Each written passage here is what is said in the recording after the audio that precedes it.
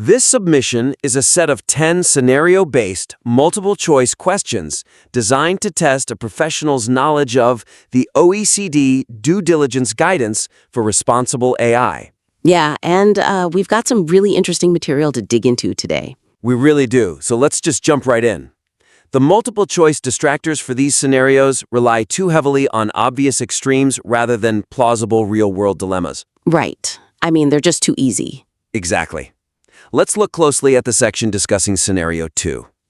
Yeah, the one about the bank's loan screening AI. Right, where the analysts notice the approval rates are significantly lower for certain demographic groups. So, a classic disparate impact problem. And the options provided to the test taker are to either ignore the disparity if the system increases overall efficiency. Which is wild. Yeah. Or conduct a structured risk and bias assessment. That's option B. Right. Then option C is blindly removing demographic variables, and D is just to let it ride and wait for regulators to complain. And when you lay those options out, selecting the correct answer is just, completely frictionless. Oh, absolutely. Conducting that structured risk assessment is definitively the right move, but we have to think about the cognitive process of an expert actually taking this test. Right, because if you look at those distractors. Yeah, ignoring the disparity or doing absolutely nothing until regulators knock on your door, those are almost immediately recognizable as inherently unethical. Or reckless. Exactly. Even a complete novice would flag those as inappropriate. It turns finding the correct answer into an exercise in eliminating the blatantly cartoonish ones. Rather than recognizing true best practice. I totally agree. And we see that exact same pattern repeat when we look at Scenario 3. The recruitment tool. Yeah, an AI recruitment tool favoring certain universities. And what were the options again? Keep the model unchanged, but document the bias. Right. Adjust the training data and model design to reduce bias and reassess, which is B. The obvious choice. Yeah. Then C is remove all monitoring processes entirely, and D is ignore the issue since it reflects past reality. And once again, adjusting the data and reassessing is the clear-cut path. It's the only responsible due diligence action there. But look at those distractors. One literally suggests removing all monitoring processes entirely. Right, just delete the monitors? Who does that? Or ignoring the issue simply because it reflects the past. Does anyone actually do that? I mean, maybe decades ago in the absolute Wild West of early tech. Sure. But today? No one implementing a recruitment AI would formally decide to just delete all their monitoring systems on a problem surfaces. It does feel like a bit of a cartoon villain response. Totally. Let's see how this plays out in Scenario 6. This one deals with an AI-driven insurance pricing system. Oh, right, where it mistakenly charges certain customers way higher premiums due to flawed data input. Exactly. And the choices for remediation are to ignore the issue because it only affected a small number of customers, Yikes. provide corrective measures, and compensate affected individuals while fixing the system, which is B, Naturally. remove the system entirely without addressing past harm, or shift all the blame onto the data vendor. Providing corrective measures and compensation stands out immediately. It does. It's the comprehensive, responsible action. But the alternatives are just so extreme. Pretending past harm didn't happen by just deleting the software, right? Or pointing fingers at a vendor and wiping your hands of it. These options don't test a nuanced understanding of the OECD framework. No, they really just test basic corporate morality. Exactly. And we get one more clear example of this in Scenario 9, which focuses on prioritizing risks. Right. The hypothetical company with potential risks ranging from minor inconveniences to massive discrimination. And the choices are address risks randomly, Which is hilarious. focus first on risks with the highest potential harm, address only the easiest risks, or completely ignore risks that haven't caused harm yet. I had to laugh a little at that one. Choosing to focus on the highest potential harm is completely intuitive. But would any AI governance professional ever choose to address risks randomly? I would hope not. Or write a policy to only fix the easy ones while leaving massive discrimination risks active? The core weakness here is that the incorrect options presented across all these scenarios read like deliberate negligence. Right, rather than the actual subtle mistakes professionals make in the field. Exactly.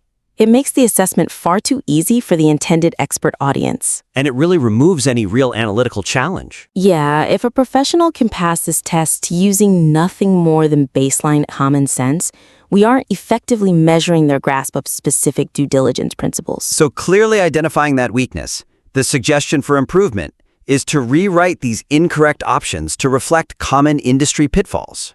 Or logical fallacies. Right. Or those easy way out administrative workarounds that sound highly responsible on the surface, but actually fail the OECD guidelines. That's exactly it. We need to look at this from the perspective of a practitioner under immense pressure. When people make mistakes in AI governance, they rarely sit in a boardroom and decide to be negligent. No, they usually think they are doing the right thing. Or they are applying a deeply flawed mental model. The distractors on a test like this need to mimic those flawed mental models. Let's outline some concrete examples of what that actually looks like in practice. Sure. If we go back to scenario 2 regarding the bank's loan screening AI, instead of using ignore the disparity as a distractor, a highly effective alternative would be remove demographic variables to ensure the model is blind to protected classes. Oh, that is a fantastic distractor. Right? It's a very common, mathematically flawed approach known in the industry as fairness through unawareness. To an untrained engineer, dropping the gender or race column from the dataset feels like a logical, objective fix. It sounds like a plausible technical solution. But a true expert taking this assessment knows it totally fails to address proxy variables. Like zip codes. Or purchasing habits, exactly. And it definitely doesn't align with a structured risk assessment. Right. It forces the test taker to actually think. For scenario 6, regarding the insurance pricing flaw, we could replace ignore the issue with a plausible corporate PR response. Like what? Something like offer a one-time discount on the next premium, rather than retroactively digging into the flawed data input. I love that. Yeah, because it tests whether the practitioner knows that root cause remediation and addressing past harm are explicitly required by the guidelines. Rather than just sweeping the issue under the rug with a quick customer service gesture. Exactly. The scenarios successfully identify the correct ethical actions, but bypass the operational trade-offs that make due diligence genuinely challenging. Yeah, they exist in a vacuum. Let's smoothly transition to scenario 1 to look at this. The hospital triage governance integration. Right, the global tech company developing an AI system for hospitals. And the question asks which action best aligns with embedding responsible AI into governance. The options are allowing independent safeguards to be loosely managed, establishing a formal AI governance structure, focusing strictly on model accuracy, or delaying governance until after deployment. Establishing formal governance with executive accountability is obviously the optimal path there. That's option B. Right. The other options, delaying governance, ignoring it for accuracy, they're just easily dismissed.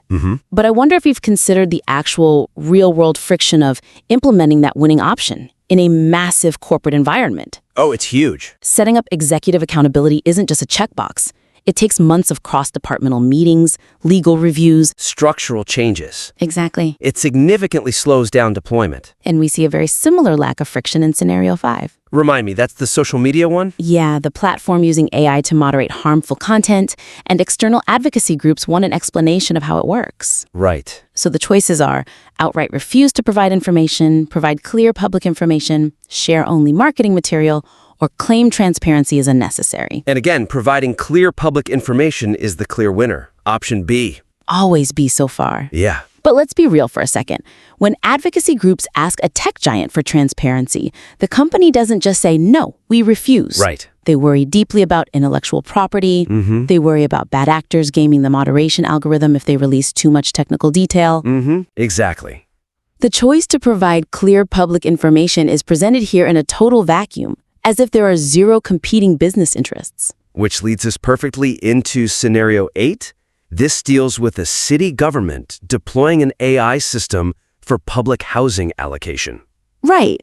And for meaningful stakeholder engagement, the options are deploy without public consultation, engage affected communities and civil society, allow only internal experts to evaluate it, or wait for citizen complaints. Selecting option B, engage communities, is straightforward.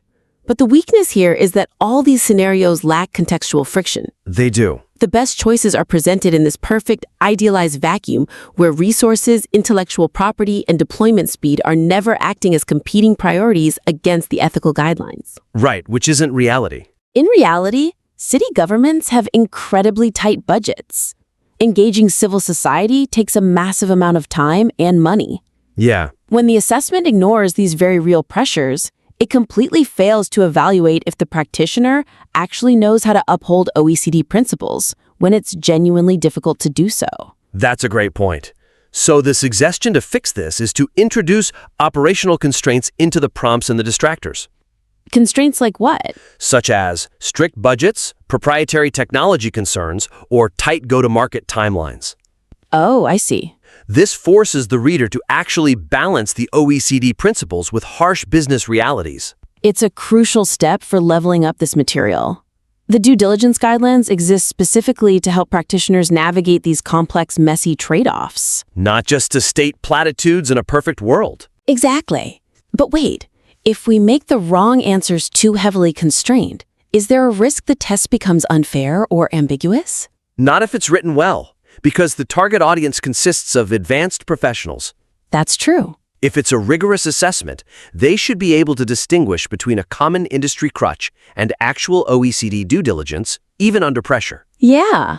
To give some concrete examples of how to implement this, let's look at Scenario 5 regarding social media transparency. Okay. Instead of having refused to provide any information as a totally obvious distractor, we can create an option that says release a high-level summary of the governance practices but strictly withhold the underlying training data to protect intellectual property. Oh, that is excellent. Right? It introduces a very real-world friction, IP protection, and it forces the test taker to determine exactly where the line of required transparency is drawn. According to the guidelines, yeah. Does the OECD mandate opening up the training data, or is a high-level summary sufficient if IP is at risk? That's a tough, real question. Exactly. And for Scenario 8, regarding stakeholder engagement for the city's public housing system, a really strong distractor could be engage community leaders via digital surveys to save time, but rely primarily on historical housing data to train the model. Wow, yeah. This introduces the constraint of saving time, which is a massive pressure in local government, Oh, absolutely. while testing if the reader actually understands what constitutes meaningful engagement versus superficial box-ticking surveys. That completely changes the dynamic of the assessment.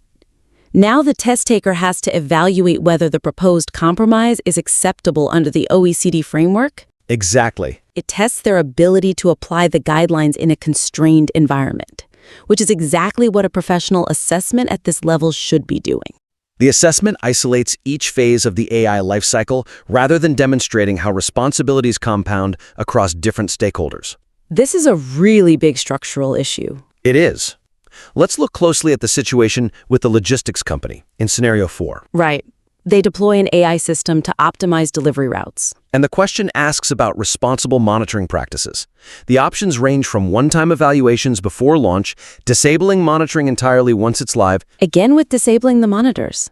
or establishing ongoing monitoring systems, which is B. Naturally, the correct choice is establishing ongoing monitoring systems. That's clearly laid out.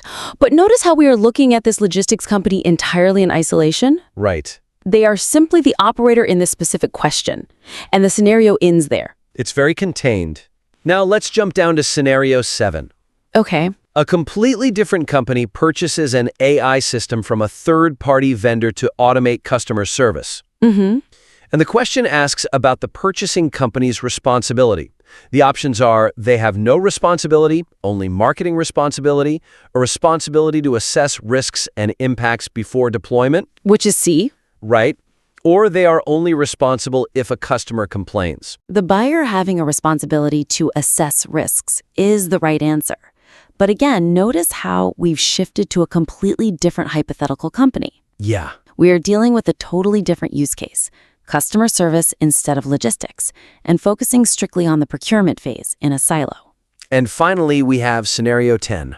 The developer one, right? Yes, an AI developer focuses only on risk assessment during the initial model development stage, and does not evaluate or monitor the system after it is deployed to a client. Right. The test taker must identify the issue this creates. The options are that it ignores the need for continuous risk assessment. That's option A, the right one. Yep.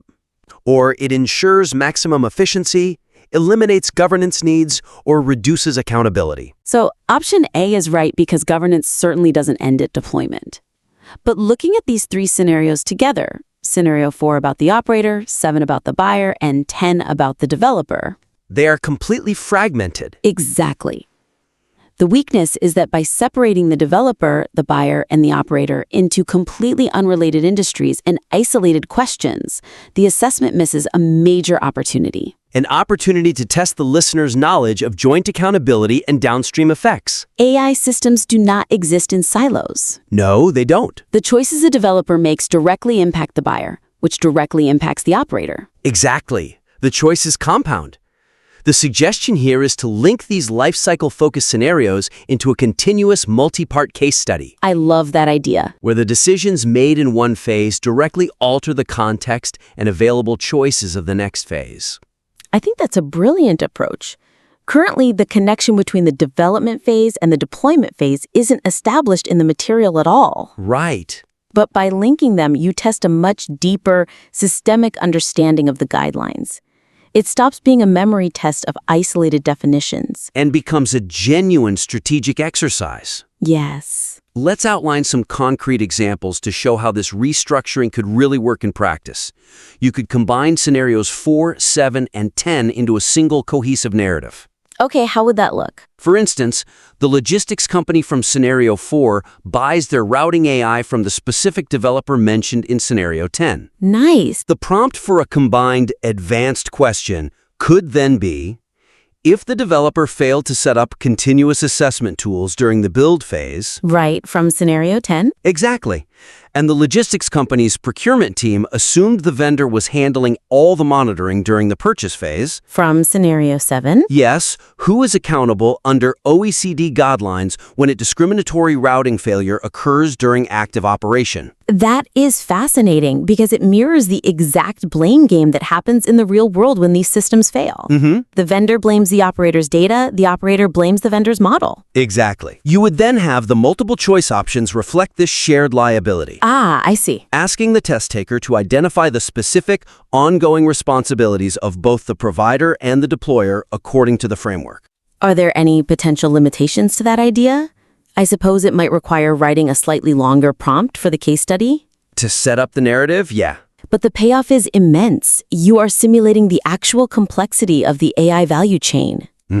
Testing whether a practitioner knows how the OECD guidelines allocate due diligence responsibilities across that exact dynamic is incredibly valuable. It takes 3 somewhat simplistic, isolated questions and turns them into one highly advanced, realistic assessment. Definitely. So a key theme running through this material seems to be that while the foundational knowledge of the OECD guidelines is perfectly accurate, the pedagogical design of the assessment really needs to catch up to the advanced expertise of the target audience. Yeah, that sums it up well. We've covered 3 main takeaways to achieve this. First, improving the distractors by rewriting incorrect options to reflect real-world pitfalls, logical fallacies, and superficial workarounds rather than cartoonish negligence. Right. Second, introducing operational trade-offs into the scenarios, adding very real constraints like budgets, timelines, and intellectual property to force practitioners to balance best practices with harsh business reality. Super important. And third, linking isolated questions into a cohesive AI lifecycle narrative, combining separate phases into a multi-part case study that tests shared liability and downstream accountability. This material has such a strong technical foundation, and making these structural adjustments will truly elevate it from a basic quiz to a rigorous professional tool. I highly encourage you to implement these suggestions. Spend some time iterating on the phrasing of your distractors to make them truly tempting. Build out that continuous case study, and then submit the revised material back in for another critique. We would absolutely love to explore how the assessment evolves. Thank you for joining us for this session, and we look forward to reviewing your updated work.